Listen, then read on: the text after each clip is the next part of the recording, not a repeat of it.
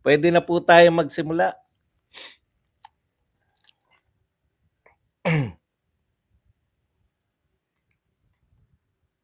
Sige po. Sana naman po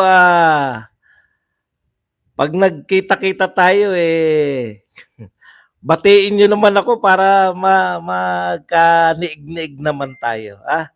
Okay, mag-start na po tayo. Magandang araw sa atin lahat mga kababayan, saan man panig kayo ng daigdig naron. Dito na naman tayo sa another episode ng ating vlogs, Badong Aratilis po. Pag-usapan po natin, ito po, no, mga attack dog ni Martin, hindi po umubra.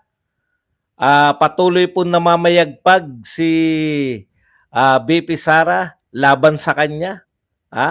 Sa isa pong survey na hindi po natin kilala. Ang pamamayagpag po ay tabla po si Tulfo at si BP Sara at si Martin ay 24, no? 24%. At si Martin po ay 1%. Kaya po napilitan na po to si Martin. Wala pong silbi ang kanyang pamimigay ng mga ayuda. Hindi rin po tumataas ang kanyang survey result. 1%. Hindi po mubra na may mga taga-banat siya. Alam po ninyo, no? Talagang sutil eh. Biruin mo, gustong banatan si BP Sara, pinaubaya pa sa mga tauhan niya. Ang dami pong bumabanat. Ngayon po, mukhang siya na mismo. Siya na mismo yung gusto niyang bumanat, no? Pinag-uusapan po yung survey. Ito po, sa survey po ng third floor, gusto nilang survey yung one-on-one. One-on-one survey po kay Martin Romualdez at saka kay BP Sara, no? Ang one-on-one na survey, hindi po, wag po kayong magpadala dyan sa mga non-partisan na yan. Delikado yan, yung mga WR numero. Baka pinakakagat lang kayo. Kaya hindi po natin pwede silang pagkatiwalaan. Pero ito po, pwede natin pagkatiwalaan to. Survey ng third floor. One-on-one. Martin versus BP Sara. Kapit po kayo. Baka magulat po kayo. Napakalapit po. Napakalapit po sa survey ni BP Sara kay Martin Romualdez. Opo, magkalapit yung numero. Nakita ko. Pero yung value po ng numero, ang malayo. BP Sara po, tumataginting na 96%. Kung dalawa lang po sila maglalaban, si BP Sara po ay 96% at si Martin Romualdez ay 4% lang. Malapit naman po kasi wala pa isang dangkal. Malapit po yung numero pero ang katotohanan, iwan na iwan. Iwan na iwan to si Martin Romualdez. Okay. Musta po, maraming problema. Tapos 59 na po. Hindi, kahapon po 59. Ngayon po 58.85 pesos per dollar. Alam niyo po, nakakatakot po yan. Tinignan ko po yung huli. Yung huling araw ni Tatay Digong, June 30, 2022. Ang palitan po ng dolyar at that time ay 55 pesos to $1.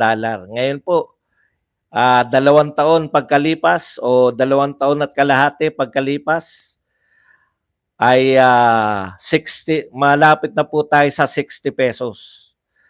Ayan, kaya palubog.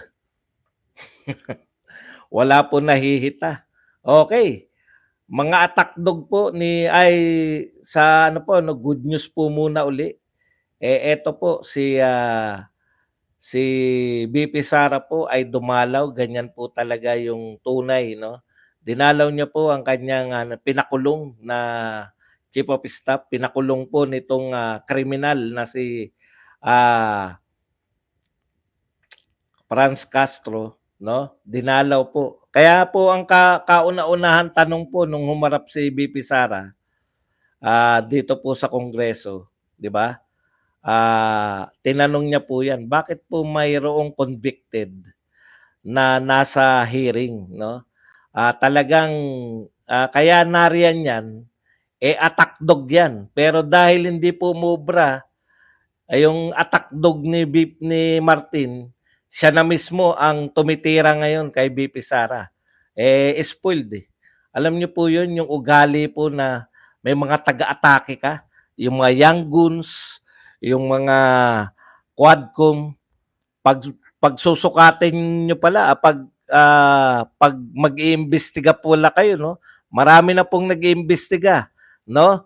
Tignan-tignan niyo lang po, meron po ako nakikita ngayon na nilalabas na, tsaka po natin tatalakayin yan at mahaba-haba. No, yung mga nilalabas po nilang mga pangalan na may ugnayan dito sa mga tauhan ni Martin Romualdez. Aba, kaya pala, no? Yung pong mga may contractor pala. Karamihan pala sa mga tauhan ito ay involved sa mga contractor. Hindi lang po ng diyan sa Kamara. Contractor po ng mga proyekto ng Republika ng Pilipinas. Grabe pala tong mga to. Kaya naman pala kumakaatake.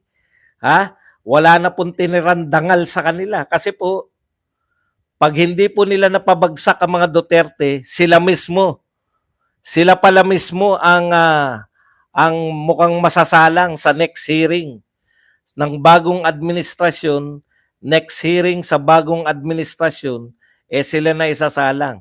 Good news po yung mga sinampa nila Pangulong Duterte, dito po, kaya yung naalala niyo po ba yung mga atake sa atake po dito sa KOJC compound? Ayan na po, pinasasagot na po. Nagpunta po si Abalos, no, para sagutin yung katakot-takot na reklamong isinampa ni Pangulong Duterte at ng mga kasama diyan sa KOJC laban po kay Abalos, no? Katakot-takot, ang kapal ng pinakita ni Abalos na sasagutin niya. Yan po kasi seryoso po si Pangulong Duterte.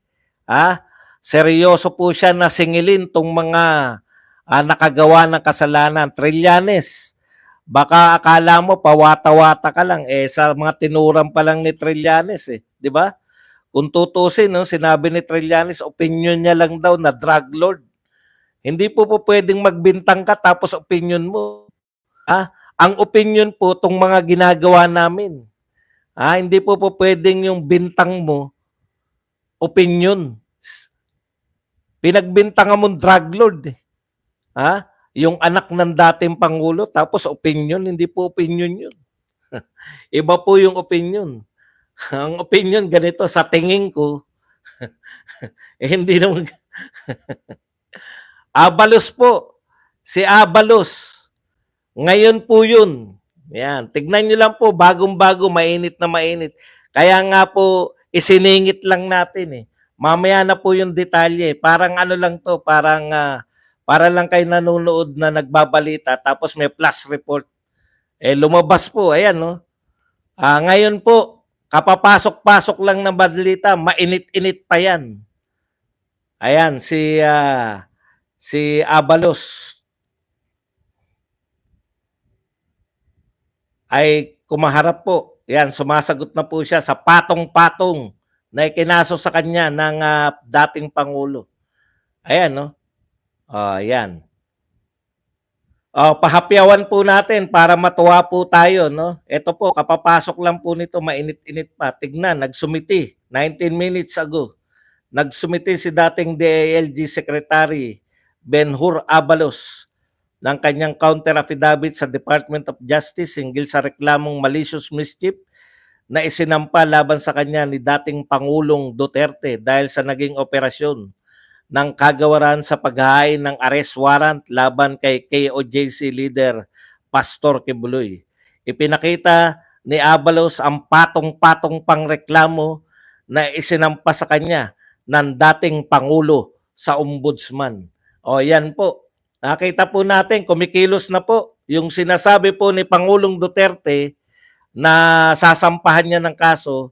Nakita na po natin, no? Patong-patong ang isasampa dito kay DILG Secretary, dating DILG, dahil po sa paglusob nila sa KOJC.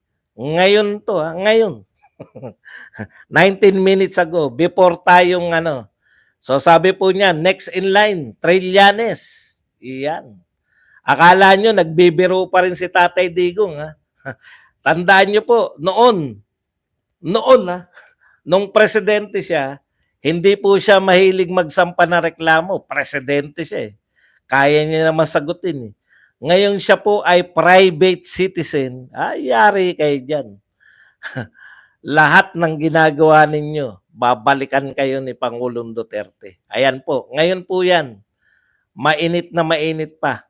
1 hour ago naman sa News 5. Nagpapa-interview, nagpapaawa effect tong si Abalos.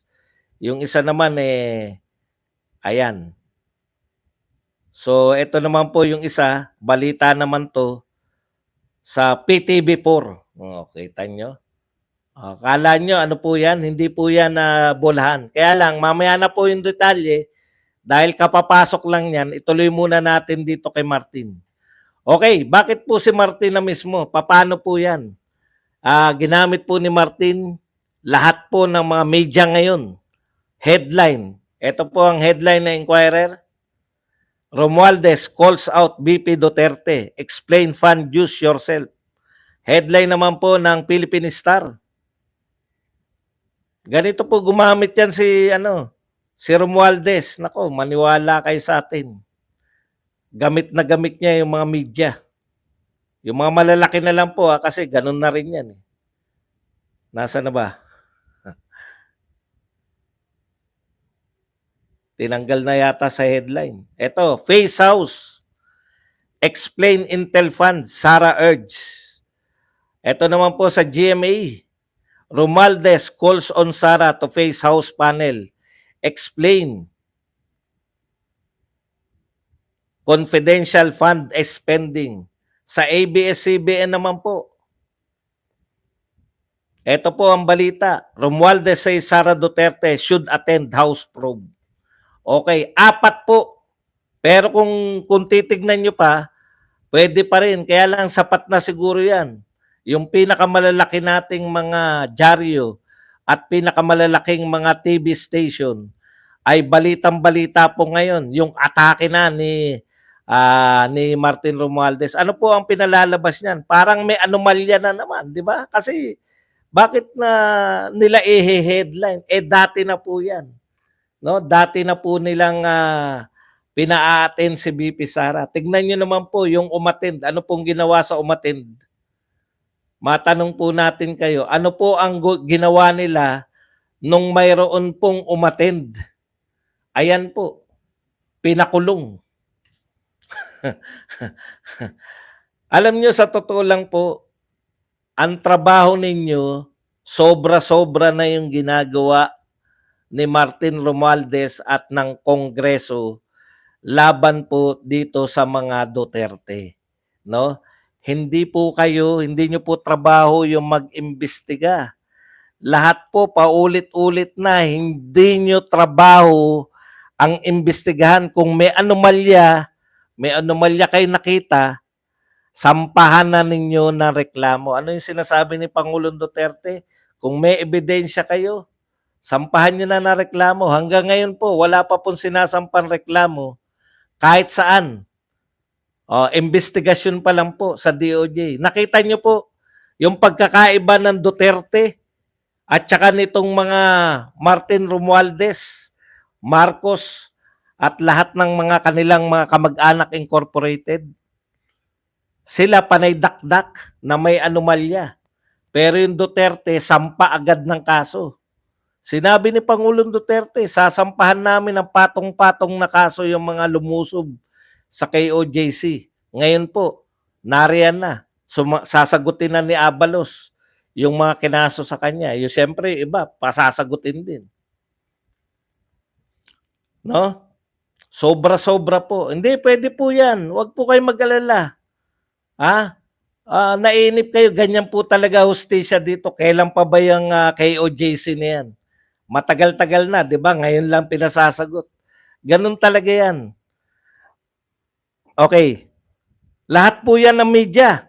Lahat ng kapritsyo ni ano, pag sinabi niyang, eto headline nyo. Kontrolado yung headline. Sa totoo lang, wala naman pong bago dyan sa investigasyon na yan. Pero kaya nilang i-headline lahat dahil po sa kanilang boss na si Martin. Kontrolado pati media eh. Okay.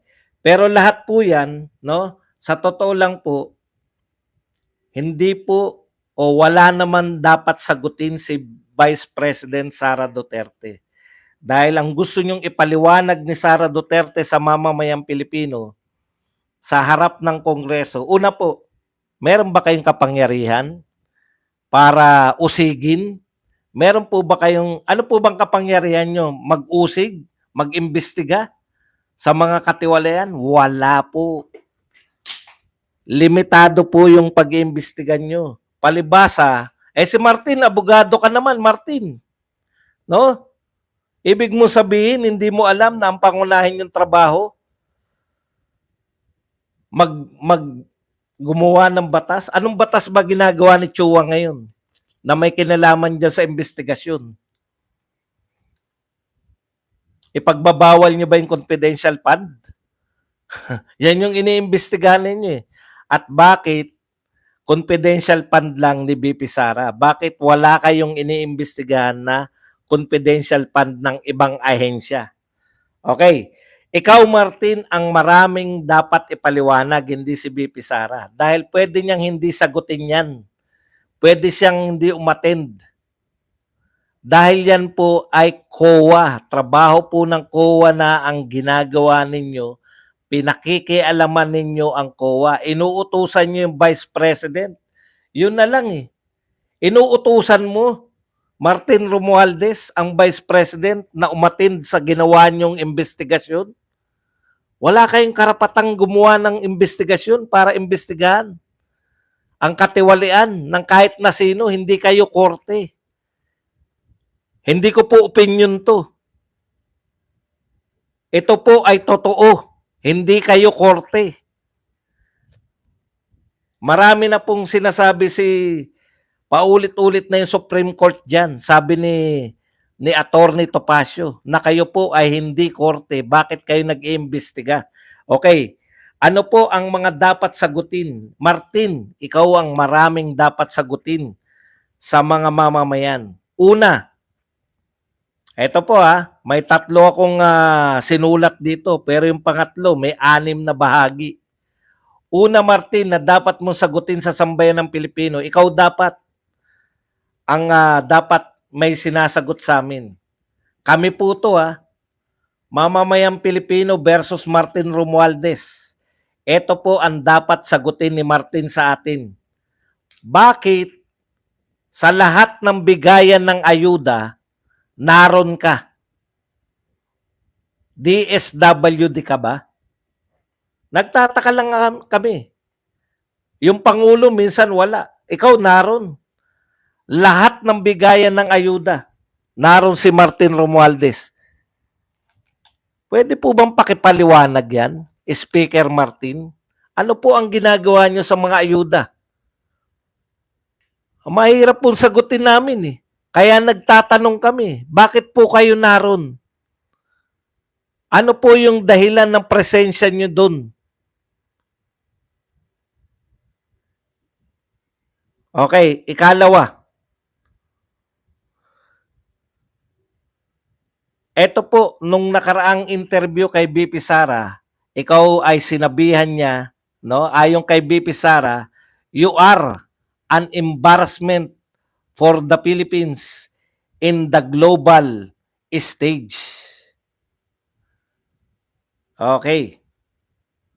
Yan po yung may kinalaman sa balita na nabalita sa Bloomberg at dito po sa Japan na kayo po ay involved dito sa may Okada issue.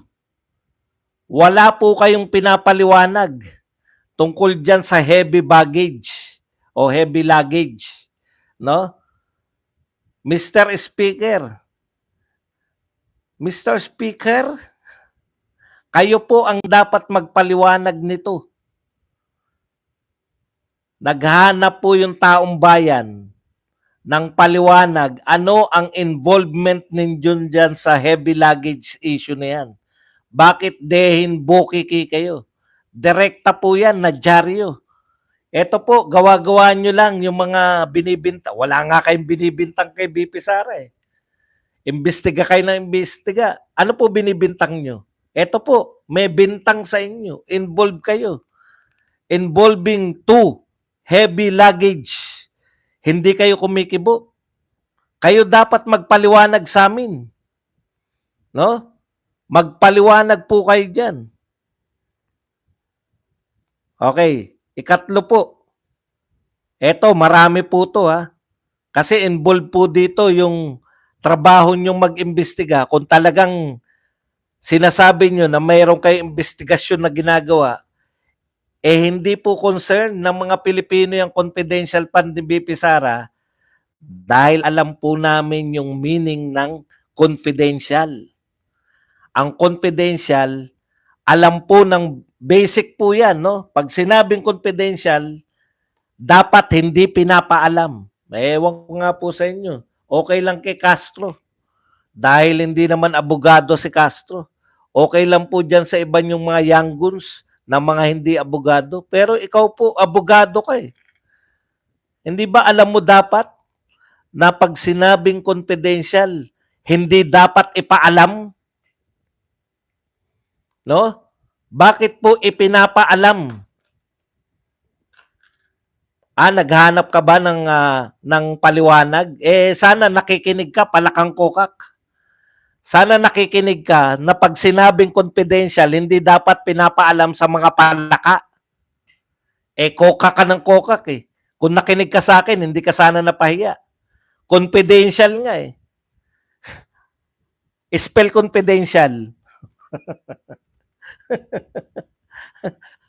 Kokak ka kasi ng kokak, kaya hindi mo alam na pag confidential, confidential. Balik tayo rito. Mr. Speaker, Mr. Chair, ano yung sinasabi ni Ray Santiveros? Salamat kaayo.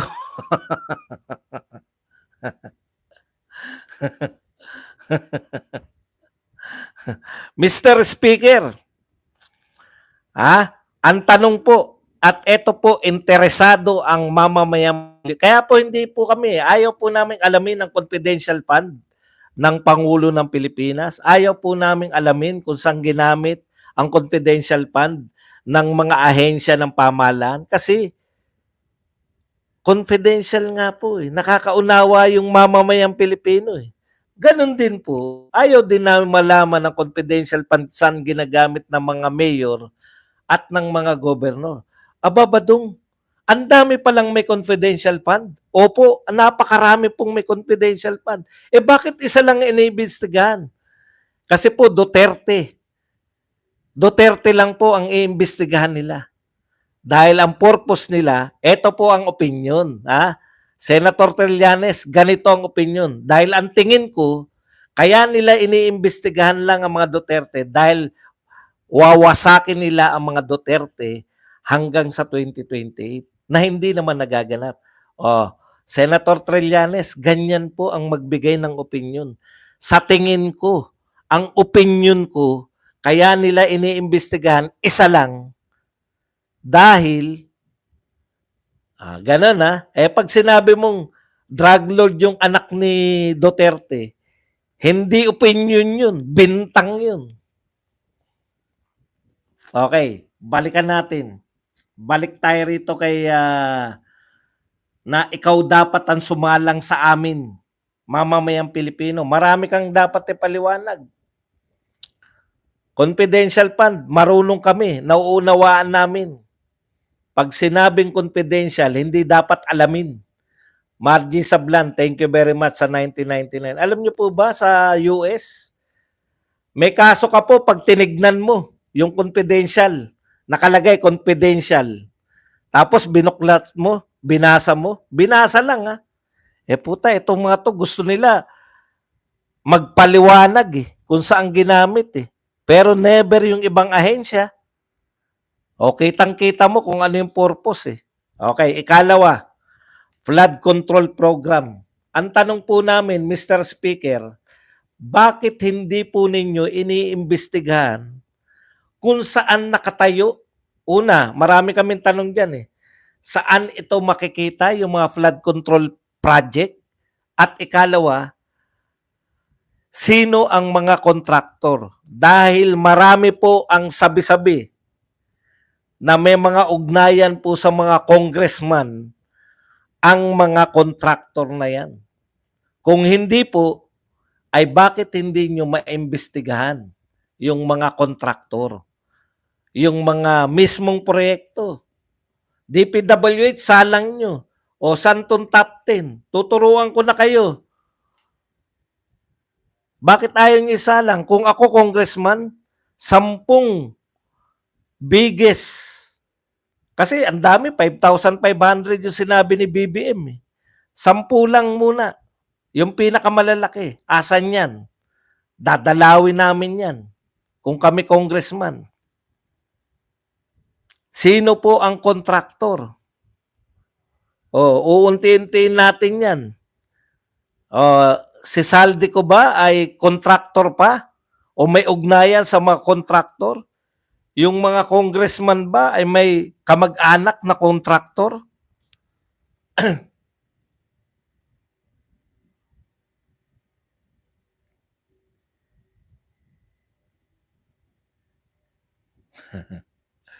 Iyak daw tayo sa kanya. Para hindi na kami umiyak. Nakakaiyak ka kasi bobo ka eh. Mahirap talagang kakausap yung mga bobo. Kaya para hindi na kami maiyak sa sinasabi mo, tatanggalin na kita. Teka lang, tanggalin muna natin ha. Nagyayabang pa eh.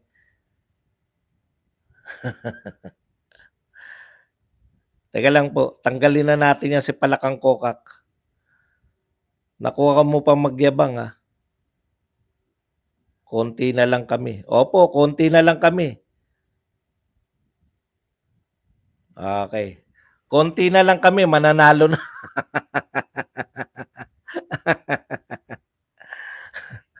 Balik tayo. Ikalawa, bakit hindi po ninyo iniimbestigahan sa Kongreso saan dinala ng Pangulo o ni Recto yung kinuhang budget mula sa PhilHealth, dinala sa unprogram funds? Tanong, may kinalaman ka ba Martin sa mga unprogram funds? Ano ba tong mga unprogram funds na to na pinagdadalhan ng mga nililipat na pondo? Ang dami pong nililipat na pondo na dinadala raw sa unprogram funds. Ano ba yung mga unprogram na yan?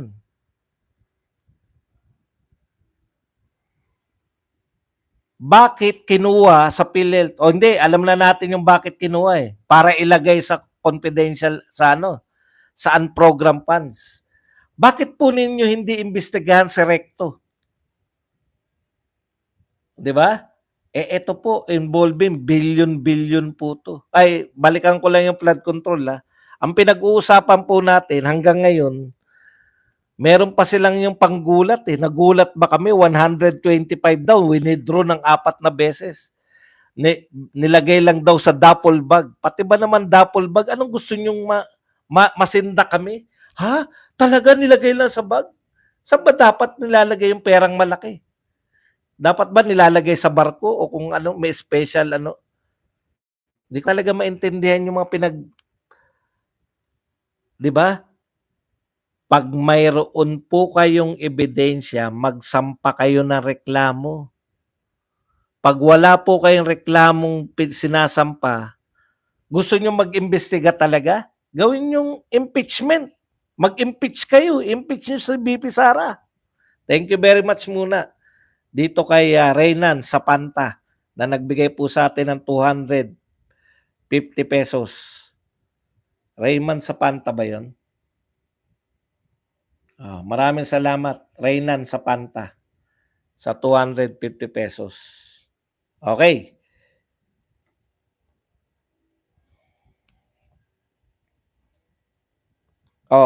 Isa pa rin dapat yung imbestigahan kung talagang gusto nyo mag-imbestiga.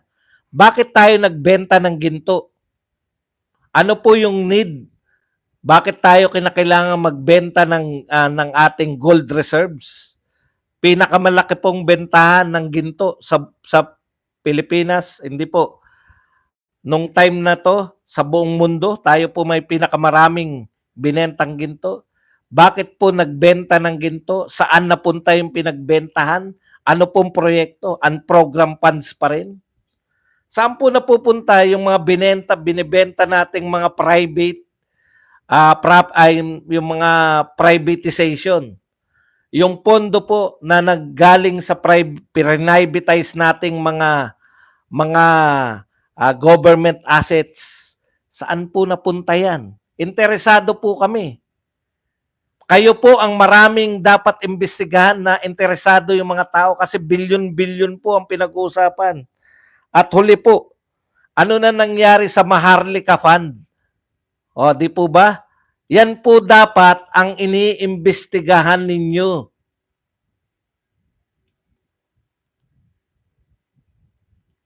Imbestigahan po ninyo yan. Diyan po interesado yung mga tao dahil malaking pera po yan. Wala po kaming interes sa mga confidential fund ng lahat ng ahensya dahil batas po yan. Kayo po ang gumawa niyan o kung sino man nauna sa inyo ang gumawa na ang confidential fund ay hindi pwedeng kalkalin. Ngayon, gusto ninyo yung confidential fund, kalkal ng kalkal. Ilang taon na po yan namin naririnig na ginastos ng 11 days. Hanggang ngayon, hindi nyo pa nasasampahan ng reklamo? Wala pa kayong kinakasuhan? Tigilan nyo na yan. Yung pera natin na ginagastos ninyo dyan, i-donate nyo sa mga nabaha dahil walang budget para sa mga sakuna. November pa lang, baka may dumating pang bagyo sa December. Namumblema na kung sa January may bagyo, walang pera. Pero ayuda na doble po ng 2 taong ayuda ni Pangulong Duterte na namigay ng 8,000, 8,000, 16,000, kasama yung mga panturok. Doble ng ayuda ni Martin ng 1 taon, walang makitang pila-pila. No Limit Tangere, thank you very much sa $10 na pangkape. Ang dami yung dapat usisain. Saan napunta yung Maharlika Fund? Saan napunta yung mga budget ng ano yung unprogram project na yan na hindi namin alam? Invisible? Bakit dinala dyan yung ano? Yun yung imbestigahan nyo, si Recto. Nanguha siya ng lahat ng savings, dinala sa unprogram. Ano yung mga unprogram na yan? Nakikinabang ba tayo yan? Yung Maharlika, ikaw din ang pasimuno nun. Ikaw din. Dahil nung pinasan nyo yan, out of the blue, sumunod lang sa inyo yung Senate. So, tagasunod nyo lang yung Senate. Yung waiter ng Senado, yung presidente ko no, na waiter lang, sumusunod lang sa'yo. Anong ginawa ninyo sa Maharlika Fund? Kumuha kayo ng pera sa mga bangko natin. Kumuha kayo ng pera kung saan. Pera namin yung kinuha ninyo. Ano nang nangyari dyan sa Maharlika Fund? Wala lang.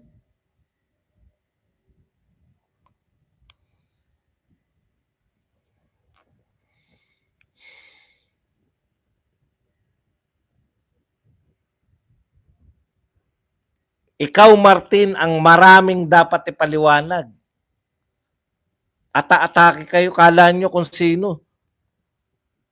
Kung ako kay BP Sara, hindi ko na talaga paatinin lahat eh. Kita nyo, matino naman ang mga sagot. Hindi nila matanggap dahil matino sumagot eh. Hindi nila kayang illegal eh. Kaya pinaatake nila yung criminal. Talagang ganun. Criminal na nga eh.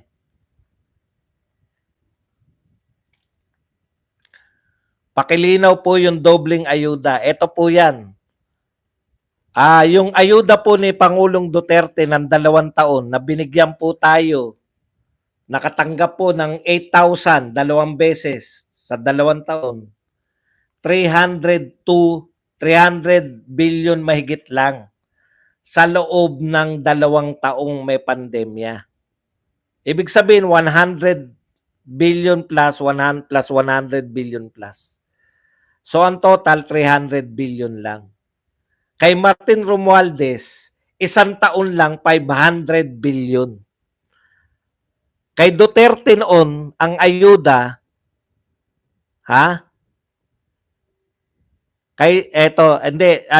nasa ano na tayo question and answer portion na. Hindi lang natin nasara. Sinasagot ko na si Ryan. Kay Duterte noon, ang problema natin, ang haba ng pila, walang social distancing. 'Di ba? Nagagalit yung mga press. Kasi kalaban natin yung press eh. Kalaban natin yung media eh. Nagagalit sila. Ano ba tong mga to? Wala kayong kaayusan, Duterte. Namimigay kayo na ayuda. Wala tuloy social distancing. Halos lahat po nakatanggap ng ayuda na halagang 300 billion lang mahigit sa loob ng 2 taon. Bayanihan 1 and Bayanihan 2. Espesyal na batas. Ito po, sa mga espesyal na tao katulad ni Romualdez, 1 taon lang 500 billion. Wala pong pandemya. Ibig sabihin, ang budget natin ng ayuda kay Romualdez, mas malaki pa kaysa sa budget na ayuda ni Duterte. Ang tanong, bakit parang mas marami ang nakakatanggap ng ayuda ni Duterte? Gayong mas maliit pa yung budget. Simple lang ang kasagutan. Kay Duterte, direkta sa tao ang biyaya. Ito, maraming dinadaanan. Katkungan ang dinadaanan. Katkung ng katkung, bawat madaanan. Kaya kaperasito na lang pagdating sa tunay na tao. Epekto, 1% pa rin. Akala ni Tamba, bigay siya ng bigay ng pondo. Yung mga tao niya, kanya-kanya namang bulsahan para ipamigay.